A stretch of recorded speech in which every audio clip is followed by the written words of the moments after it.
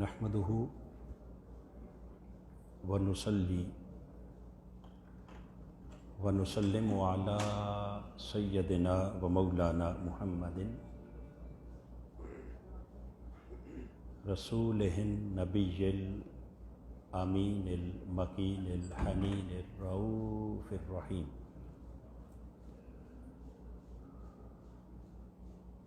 أما بعد فأعوذ بالله من الشيطان الرجيم. بسم الله الرحمن الرحيم. والنجم إذا هوى صدق الله مولانا العظيم.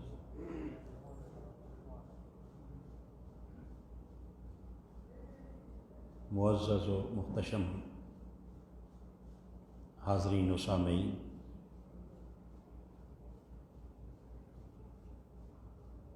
جیسا کہ آپ جانتے ہیں کہ گزشتہ 2 جمعوں سے ہم آقا دو جہاں صلی اللہ تعالیٰ علیہ وآلہ وسلم کے سفر معراج کے حوالے سے قرآن مجید کی سورہ النجم کی آیت نمبر 1 کی روشنی میں اپنا سلسلہ گفتگو جاری رکھے ہوئے ہیں.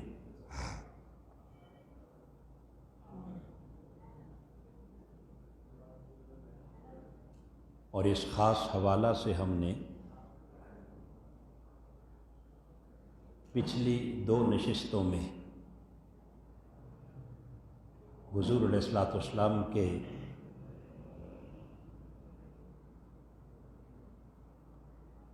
سفر معراج اور عرش معلیٰ پر جانے کا ذکر کیا، اور پھر آقا علیہ الصلوۃ والسلام کے اس سفر معراج کی تیز رفتاری کا ذکر. چونکہ خالق کائنات نے اپنے حبیب کی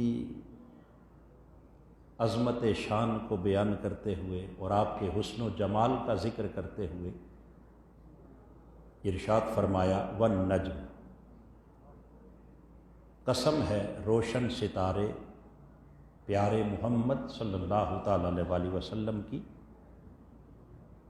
اذا ہوا، جب وہ شب معراج چشم زدن میں اوپر جا کر نیچے تشریف لیا.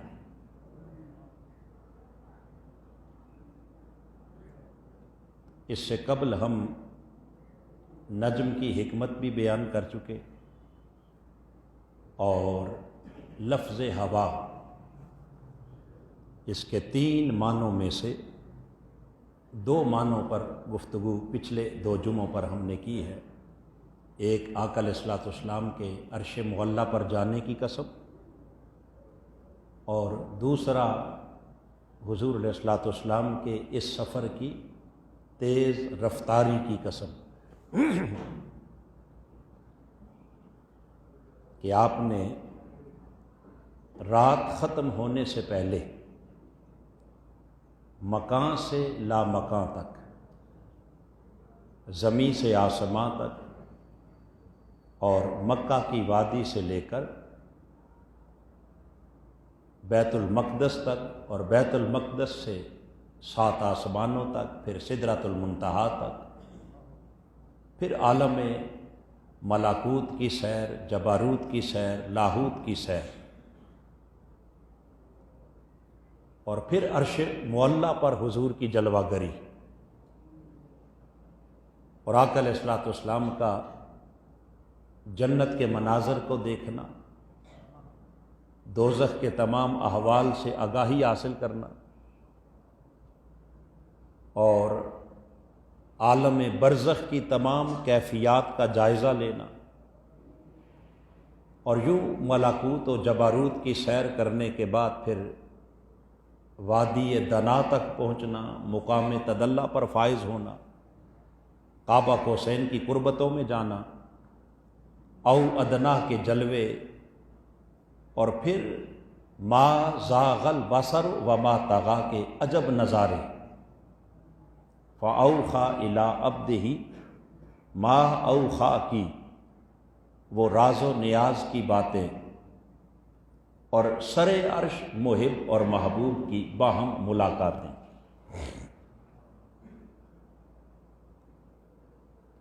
اور اس طویل ملاقات کے بعد پھر آقا علیہ الصلوۃ والسلام کا واپس جب مکہ کی وادی میں قدم رکھنا، اتنی تیزی سے سفر کا طے کرنا کہ جب لوٹ کے آئے تو آپ کا ابھی بستر مبارک بھی ٹھنڈا نہیں ہوا تھا، جہاں سے اٹھ کے گئے تھے ابھی اس بستر پر آپ کے وجود کی تپش بھی باقی ہے۔ چلتے ہوئے جو وضو کر کے نکلے تھے 1400 سال پہلے، کوئی ٹائلوں والا واش روم تو تھا نہیں، کچی مٹی پر ایک لوٹے پانی سے وضو کیا ہوگا، اور وہ وضو کا پانی بھی ابھی نہیں رکا کہ حضور واپس تشریف لے آئے۔ جس دروازے سے گزرے تھے ابھی اس دروازے کی کنڈی بھی ہل رہی تھی کہ حضور واپس تشریف لے آئے۔ یہ جو تیز رفتاری ہے اس کو اللہ پاک نے فرمایا وَالنَّجْمِ إِذَا هَوَىٰ، پیارے اتنا طویل سفر اور تو نے اتنی قلیل مدت میں طے کیا کہ دنیا سوچتی رہ گئی کہ حضور گئے کب تھے اور آئے کب تھے، نہ کسی کو جانے کی خبر ہوئی نہ کسی کو آنے کی خبر۔ یہ خلاصہ ہے اس گفتگو کا جو میں نے پچھلے جمعۃ المبارک پر آپ کے سامنے بیان کی تھی۔ آج اس تیز رفتاری کے اندر جو آقا علیہ الصلوۃ والسلام کا ایک خاص کمال، جس کو خالق کائنات نے بیان کیا، وہ کیا ہے کہ رب ذوالجلال نے در حقیقت اپنے محبوب کی خاطر شب معراج زمان اور مکان کے سارے اصول اور ضابطے بدل دیے۔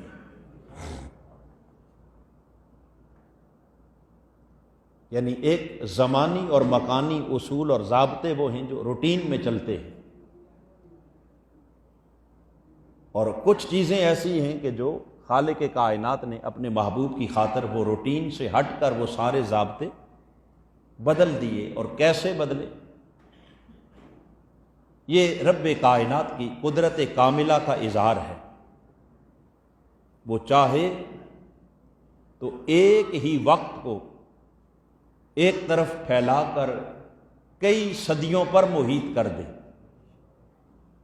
اور چاہے تو اسی وقت کو دوسری طرف سمیٹ کر سکیڑ کر ایک لمحہ بنا دے۔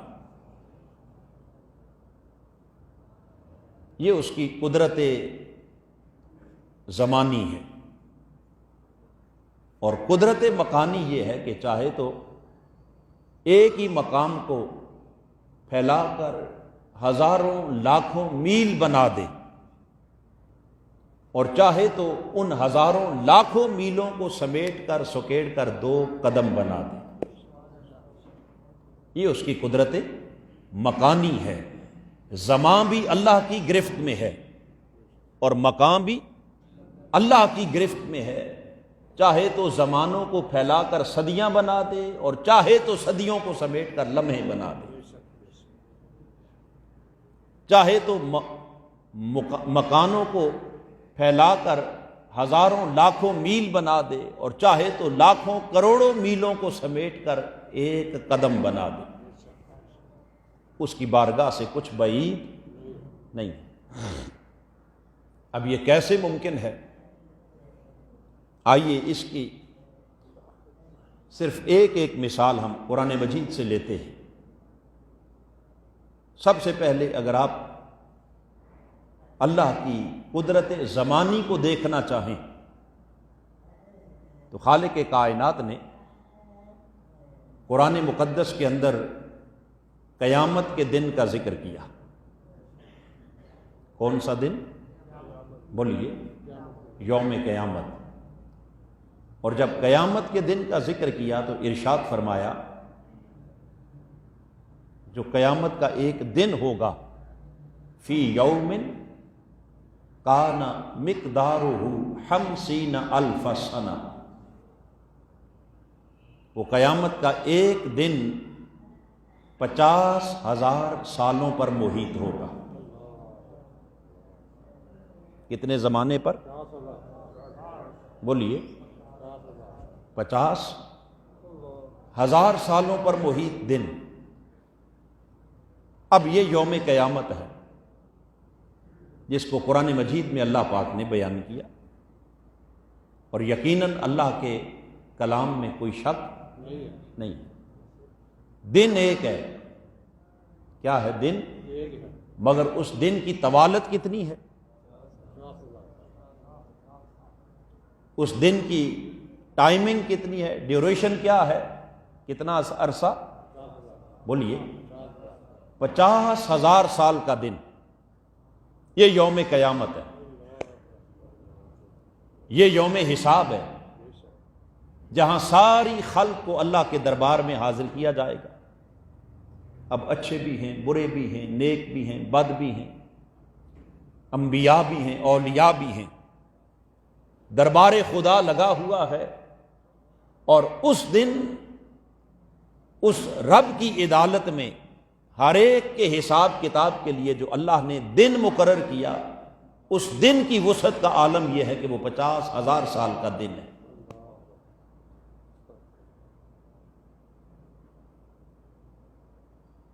اس لیے تھوڑی دیر ہمیں کبھی اس دن کے بارے میں بھی سوچنا چاہیے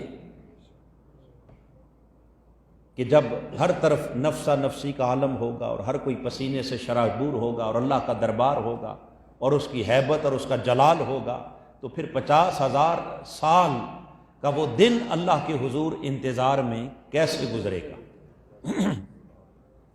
لیکن سوال یہ ہے کہ کیا وہ 50,000 سال کا دن سب کے لیے ایک جیسا ہوگا؟ بولیے، سب کے لیے ایک جیسا نہیں ہوگا، بلکہ تاجدار کائنات صلی اللہ تعالی علیہ وسلم نے حدیث پاک کے اندر ارشاد فرمایا کہ وہ جو 50,000 سال کا دن ہوگا نا، یوم قیامت، فرمایا میری امت کے بعض خوش نصیب ایسے بھی ہوں گے کہ جن کے لیے وہ 50,000 سال کا دن یوم قیامت اس طرح گزرے گا جیسے ما بین الظہر والعصر، جس طرح نماز ظہر سے لے کر نماز عصر تک درمیان کا یہ جو تھوڑا سا وقت جتنی دیر میں گزرتا ہے، فرمایا اتنی دیر میں وہ سارا یوم قیامت گزر جائے گا۔ کتنی دیر میں؟ ظہر سے لے کر عصر کی نماز تک کا یہ درمیانی وقت۔ اب اگر اس درمیانی وقت کو کاؤنٹ کریں کہ کتنا وقت بنتا ہے، ظہر سے لے کر بولیے عصر کی نماز تک کتنا وقت بنتا ہے؟ یہ 2 3 4 آپ تخمینہ لگانے کے بجائے، چونکہ یہ گھڑی لگی ہوئی ہے، یہاں ظہر کا وقت شروع بھی لکھا ہوتا ہے اور اینڈ بھی لکھا ہوتا ہے۔ آج کل تقریباً کوئی 12:15 بجے ظہر کا وقت شروع ہوتا ہے اور ختم کتنے بجے ہوتا ہے؟ تقریباً 4:35 پر۔ تو ملا جلا کر تقریباً کتنا ہو گیا؟ 4 گھنٹے، 3.25 گھنٹے کا وقت ہو گیا۔ ایسے ہی ہے جی۔ اب ذرا ایک لمحے کے لیے سوچئے کہ کل وقت ظہر اور عصر کے درمیان میکسیمم جو اب بنا کتنا؟ 4 گھنٹے، اور موسم کے بدلنے کے ساتھ آگے اور بڑھ گیا تو 5 ہو جائے گا۔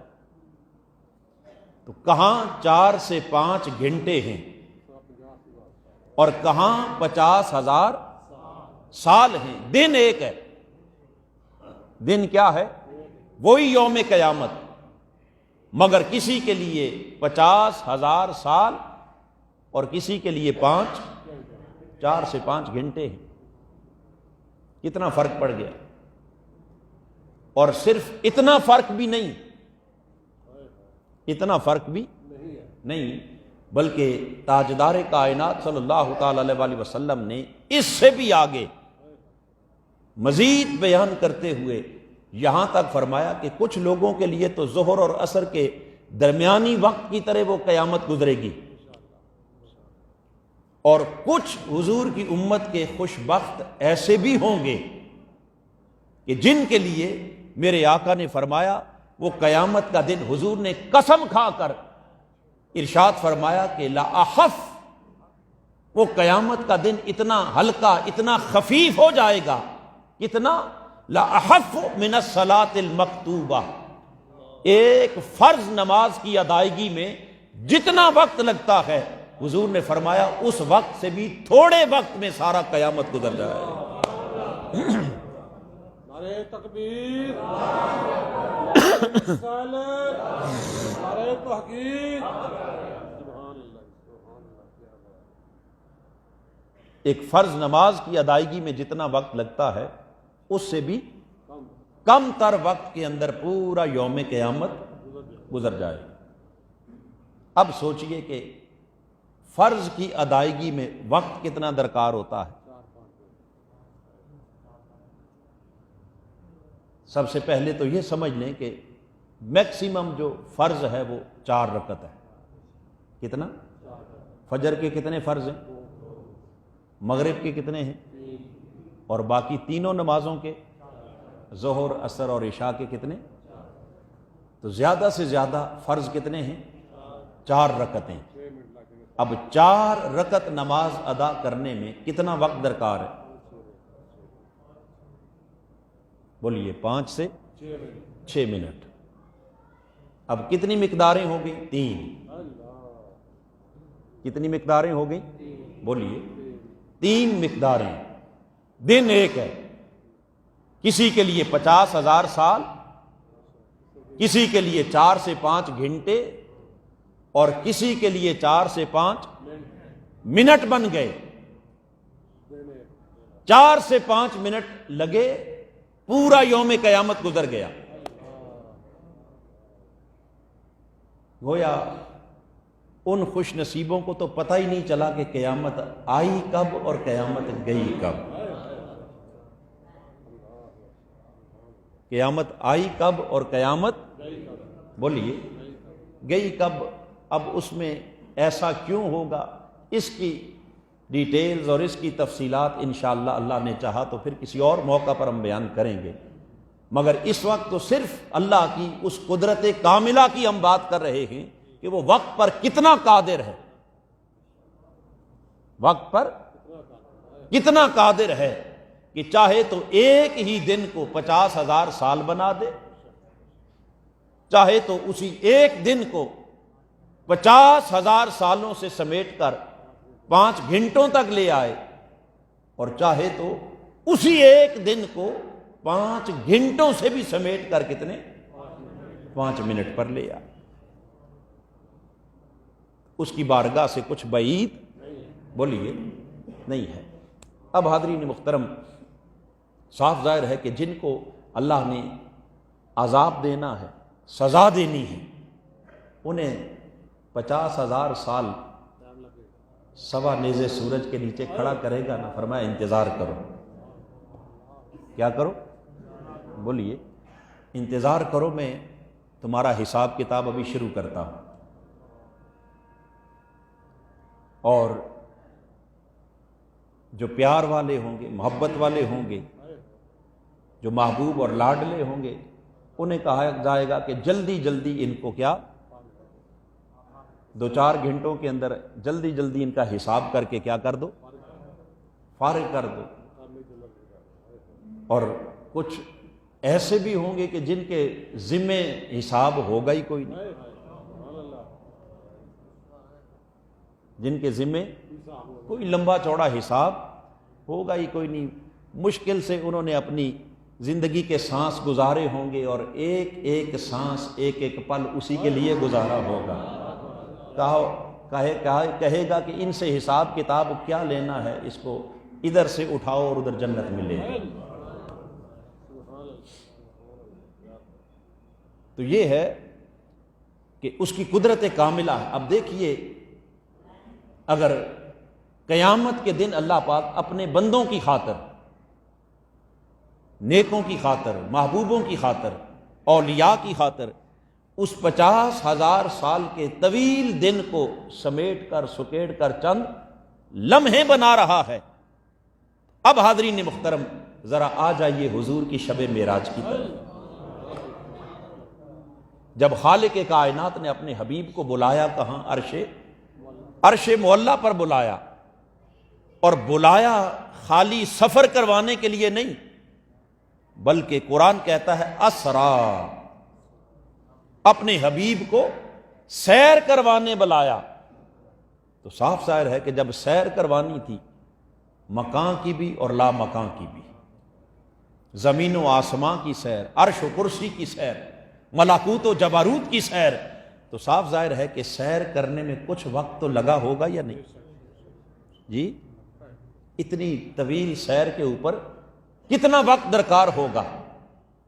اور پھر سیر کرتے کرتے جب حضور عرش معلیٰ پر پہنچے، جس کا پورا منظر میں نے پچھلے جمعہ پر بیان کیا تھا، اور پھر وہ جو ملاقات تھی، اب معلوم نہیں اس ملاقات میں کتنی صدیاں، کتنے زمانے، کتنا طویل عرصہ گزرا ہوگا.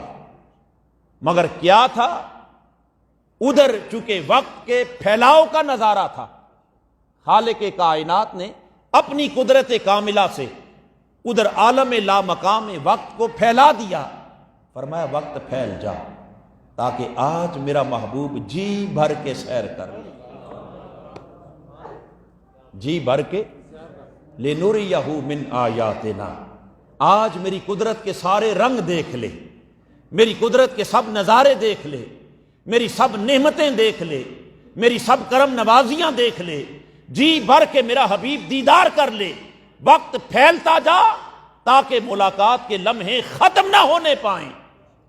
ادھر صدیاں بنا دی، اور ادھر مکہ کی وادی میں جہاں نظام شمسی چل رہا تھا، ادھر مکہ کی وادی میں جہاں سورج گردش کر رہا تھا، خالق کائنات نے فرمایا اے وقت ادھر تھم جا، ادھر سکڑ جا، ادھر سمٹ جا، اتنا سمٹ جا کہ میرا حبیب جب کئی صدیوں کے بعد واپس لوٹ کے آئے تو کسی غیر کو کانوں کان خبر بھی نہ ہو کہ محبوب گیا کب تھا اور آیا کب. میرا حبیب گیا کب تھا اور بولیے آیا کب ہے. نہ کسی کو جانے کی خبر ہو، نہ کسی کو آنے کی خبر ہو، تو ادھر محبوب کے لیے وقت پھیلا دیا، ادھر حبیب کے لیے وقت کیا پھیلا دیا، اور ادھر اسی محبوب کے لیے وقت سکیڑ دیا، اس محبوب کے لیے وقت سمیٹ دیا، ادھر پھیلایا تاکہ جی بھر کے سیر کر لے، جی بھر کے ملاقات ہو جائے، دیدار ہو جائے، طویل گفتگو ہو محبوب اور محب میں، راز و نیاز کی جی بھر کے باتیں ہوں. اور ادھر کیا سمیٹ دیا، سکیڑ دیا، تاکہ وقت اتنا سمٹ جائے کہ مدتوں کے بعد بھی حبیب آئے تو کسی کو پتہ، کسی کو خبر تک نہ ہو. چونکہ اگر روٹین کا سفر ہے اور ہر ایک کو آسانی کے ساتھ بات سمجھ آ جائے تو پھر امتحان کس بات کا. خالق کائنات نے فرمایا در حقیقت یہی تو آزمانا چاہتا ہوں کہ کائنات والوں وقت کی اکائیوں کو میں سمیٹ کر سکیڑ کر پھر حبیب کی تیز رفتاری کی قسم کھا کر اب دیکھنا چاہتا ہوں کہ کون اپنی عقل پہ اعتماد کرتا ہے اور کون خدا کی قسم پہ اعتماد کرتا ہے.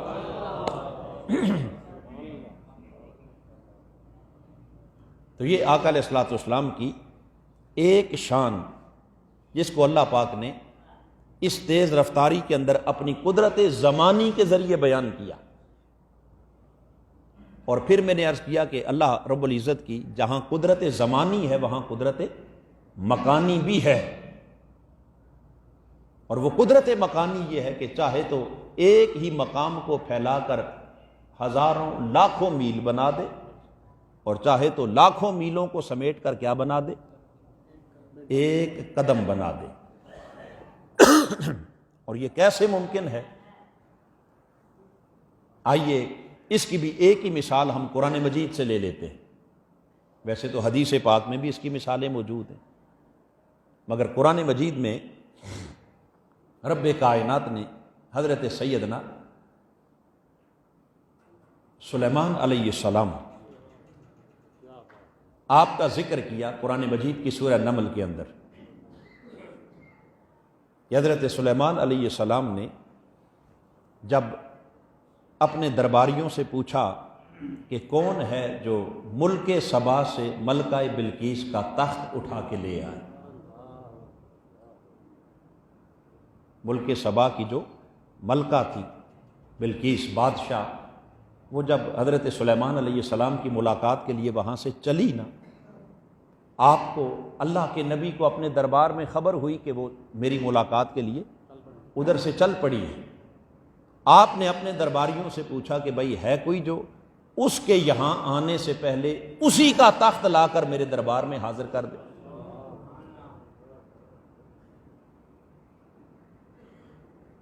اب درمیان میں جو فاصلہ ہے نا، ادھر سلیمان علیہ السلام کی بارگاہ اور ادھر ملکہ بلقیس کا جہاں شاہی محل تھا، اس شاہی محل اور حضرت سلیمان علیہ السلام کی قیام گاہ کے درمیان مفسرین نے جو فاصلہ بیان کیا ہے وہ 1700 میل کا فاصلہ، بعض نے 1500 میل بیان کیا، یعنی کم و بیش کوئی 1500 میل کا کیا ہے فاصلہ ہے۔ اب 1500 میل کو اپنے سامنے رکھ لیں، اور وہ چونکہ ملکہ ہے، یقیناً اس وقت کی تیز ترین سواریوں پر، شاہی سواریوں پر اس کا قافلہ چل پڑا، اور ادھر اللہ کا نبی کہتا ہے کہ وہ چل پڑی ہے، ادھر سے جانا بھی ہے اور آنا بھی ہے، اور اس کے آنے سے پہلے اسی کا تخت بھی لانا ہے۔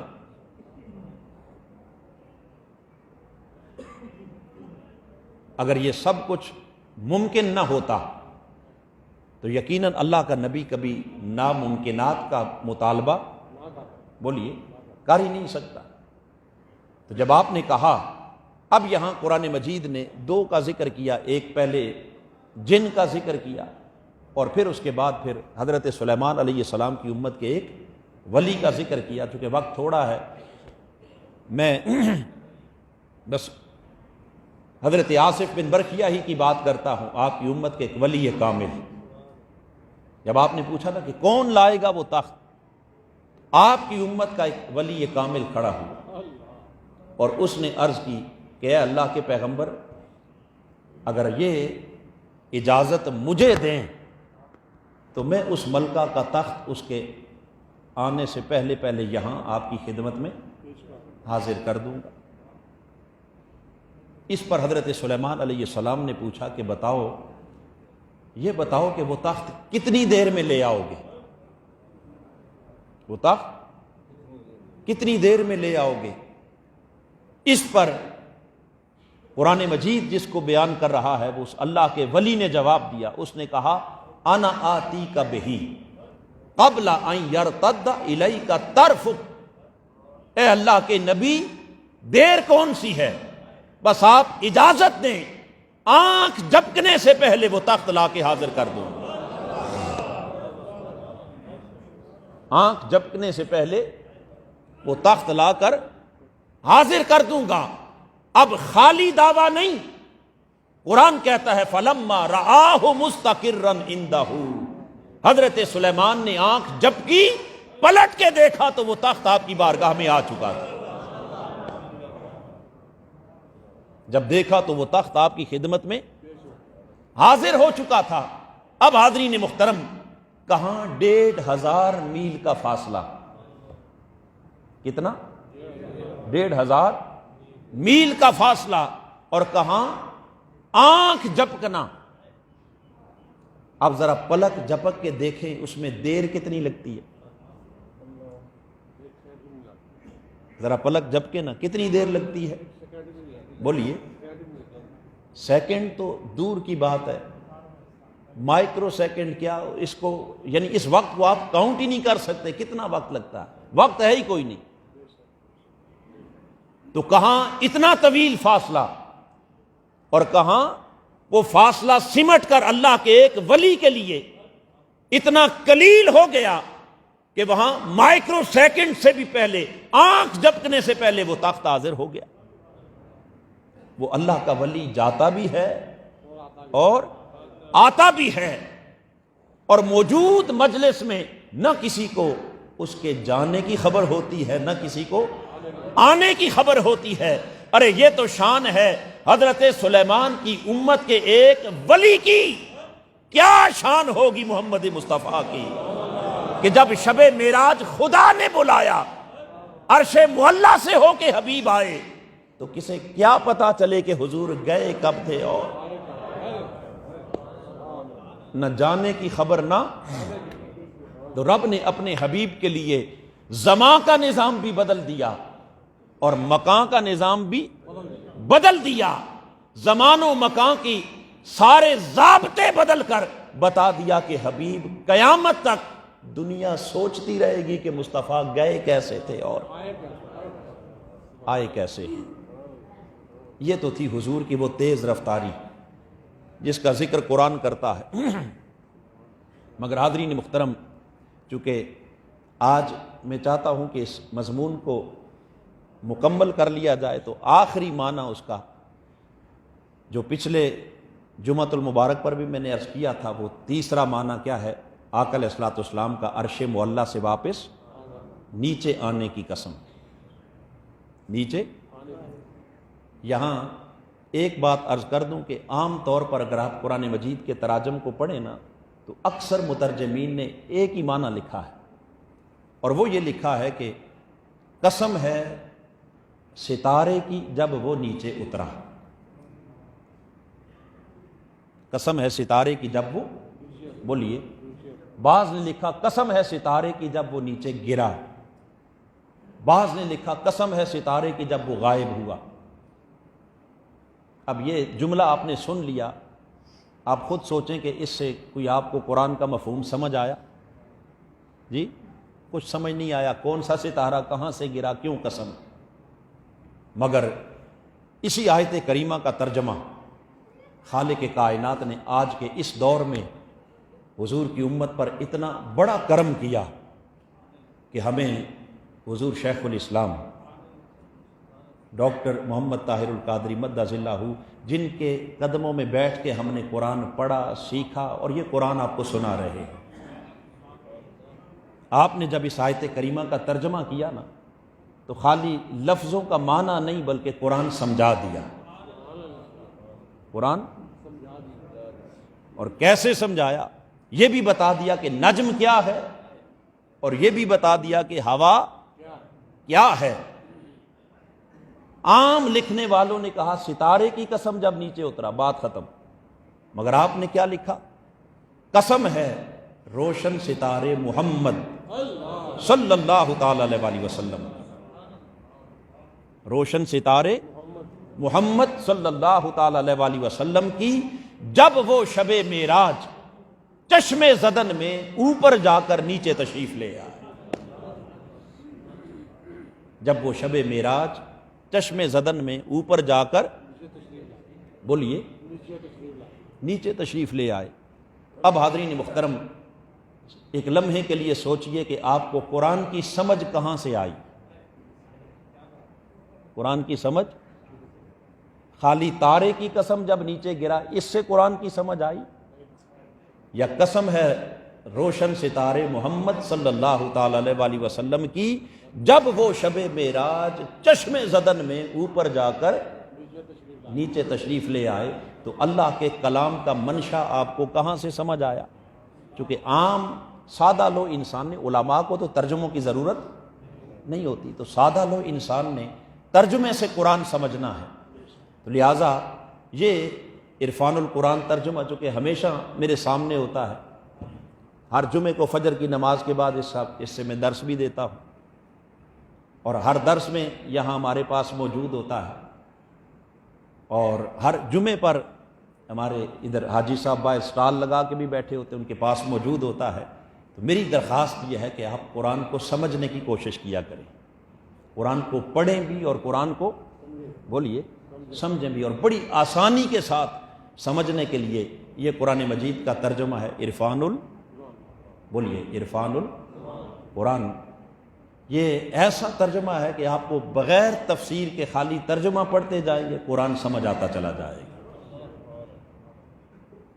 اب چونکہ تیسرا معنی تھا حضور کے نیچے زمین پر اترنے کی قسم، یہاں ایک ذہن میں سوال پیدا ہوتا ہے کہ باری تعالیٰ تو نے اپنے حبیب کے عرش معلیٰ سے زمین پر آنے کی قسم کیوں کھائی؟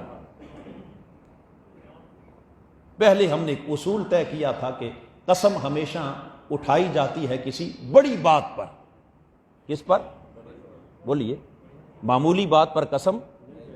اب ایک انسان کا زمین سے چل کے آسمان کی طرف جانا یہ بڑی بات ہے، عرش معلیٰ پر جانا یہ بڑی بات ہے، یہ تو لائق قسم ہے، مگر اوپر سے نیچے اترنا، بلندی سے پستی کی طرف آنا، یہ ظاہراً کوئی بڑی بات نظر نہیں آتی۔ اس کی قسم کیوں؟ مگر قسم چونکہ رب نے اٹھائی لہذا حکمت سے خالی ہو نہیں سکتی۔ رب نے کہا لوگو تمہاری نگاہ میں بے شک میرے حبیب کا عرش معلیٰ پر جانا بڑی بات تھی، آؤ میں خدا ہو کر قسم کھا کر تمہیں بتا رہا ہوں کہ جانا تو کمال تھا ہی، میرے مصطفیٰ کا لامکہ سے لوٹ کے مکہ کی وادی میں چلے آنا یہ جانے سے بھی بڑا کمال ہے، یہ اوپر جانے سے بھی کیا ہے؟ بڑا کمال ہے۔ اور بڑا کمال کیسے ہے؟ بڑا کمال کیسے ہے؟ اب حاضرین محترم اس کی کئی جہتیں ہیں تفصیل کی، مگر میں بڑے اختصار کے ساتھ اگر آپ تھوڑا سا جائزہ لیں کہ جب آقا علیہ الصلوۃ والسلام کو اللہ پاک نے شب معراج عرش معلیٰ پر بلایا، اس سے پہلے تاجدار کائنات کہاں تشریف فرما تھے؟ مکہ مکرمہ۔ کہاں تھے؟ بولیے۔ تو معراج پر جانے سے پہلے اہل مکہ نے حضور کی راہوں میں کانٹے بچھائے یا نہ بچھائے؟ بولیے۔ معراج پر جانے سے پہلے حضور کو لوگوں نے پتھر مارے نہ مارے؟ معراج پر جانے سے پہلے لوگوں نے حضور کو گالیاں دیں، تکلیفیں دیں، دوران عبادت غلاظت اوجڑی لا کر آپ پر پھینک،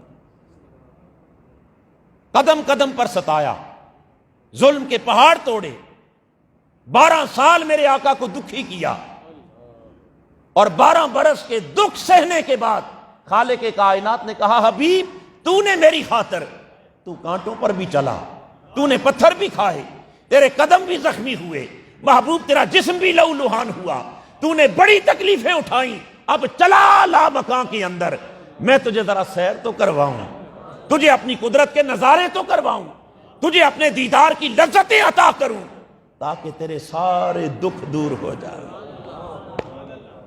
تیرے سارے دکھ، تیری ساری تکلیفیں، تجھے لذت عطا کروں، راحت عطا کروں، کیف عطا کروں۔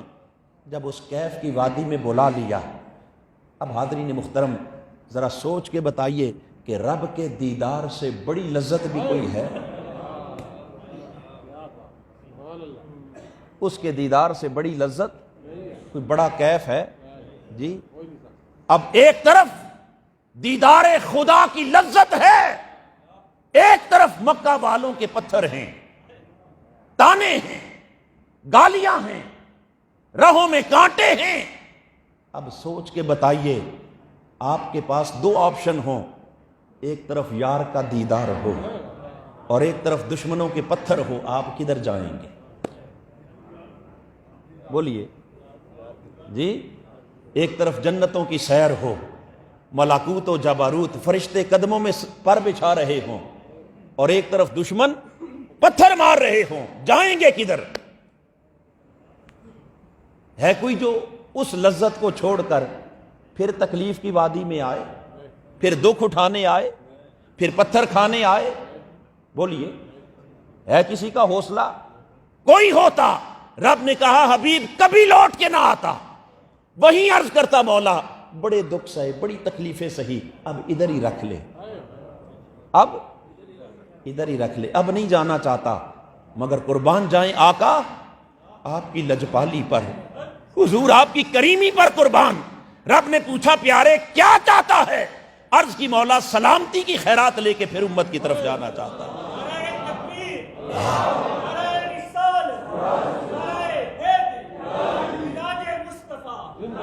مجھے معلوم ہے میری لذت، میرا کیف، میرا سرور اور میرا سکون تو تیرے بارگاہ میں ہے، مگر آج اگر اپنی خاطر کعبہ کوسین پر رک گیا، واپس نہ گیا، تو مکہ کی وادی میں بلال جیسے ظلم کی زنجیروں میں جکڑے ہوئے میرے غلام، بھلا انہیں اٹھا کر کعبے کی چھت پر کون کھڑا کرے گا؟ انہیں عزت کا مقام کون دے گا؟ ارے میری امت کی بیٹیاں جو اپنے سگے باپ کے ہاتھوں زندہ درگور ہو رہی ہیں، جن کی آہیں اور سسکیاں تیرے عرش کو ہلا رہی ہیں، ان بچیوں کو باپ کی شفقت کون دے گا؟ میری امت کی بیوائیں، ان کے سروں پر عزت کی چادر کون دے گا؟ میری امت کے یتیم، ان کے سروں پر شفقت کا ہاتھ کون رکھے گا؟ دکھیوں کے دکھوں کا مداوا کون کرے گا؟ انسانیت کی تقدیر کون بدلے گا؟ مولا تیرا محمد کانٹوں پر چلنے کے لیے تیار ہے، پتھر کھانے کے لیے تیار ہے، مگر اس انسانیت کو تڑپتا چھوڑ کر برداشت کرنا اسے گوارا نہیں ہے۔ لہذا کوئی بات نہیں، میری لذت یہاں ہے، ادھر دکھ ہیں، تکلیفیں ہیں، خود دکھ اٹھاؤں گا، ہاتھوں سے خندقیں کھودوں گا، پیٹ پہ 2 پتھر باندھوں گا، رخسار زخمی کرواؤں گا، دندان شہید کرواؤں گا، مگر اس تڑپتی ہوئی انسانیت کو معراج کی لذتیں عطا کروں گا، کائنات انسانی کا بخت سنواروں گا۔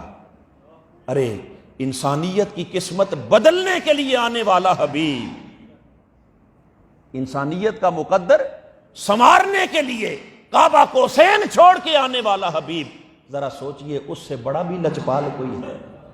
اس سے بڑا بھی کریم کوئی ہے؟ اس سے بڑا بھی بندہ پرور کوئی ہے؟ رب نے کہا پیارے تیری لجپالی کی قسم نہ کھاؤں تو اور کیا کروں؟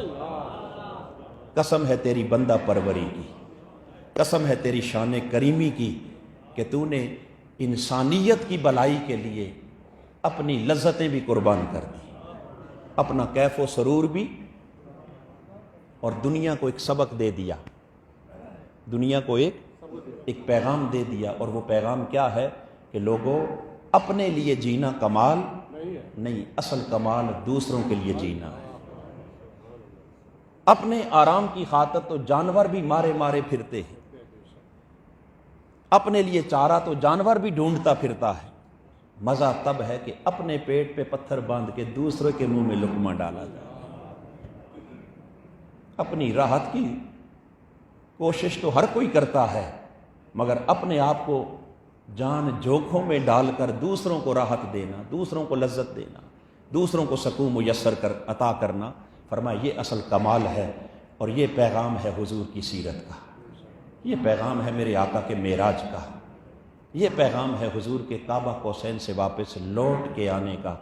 حاضرین محترم، اگر حضور کی سیرت کا یہ گوشہ سمجھ آ جائے تو یہ دنیا آقا کی امت کے لیے جنت بن جائے، دنیا امت کے لیے کیا بن جائے؟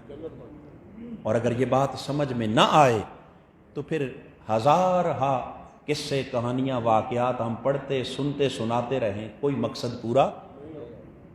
اصل ضرورت اس بات کی ہے کہ وہ احساس جو آقا علیہ السلام نے اپنی سیرت کے ذریعے عطا کیا، اس احساس کو دلوں میں بیدار کیا جائے، اور اللہ کی مخلوق کے لیے جینا اور اللہ کی مخلوق کی بلائی کے لیے اپنی زندگی گزارنے کا مشن اپنایا جائے۔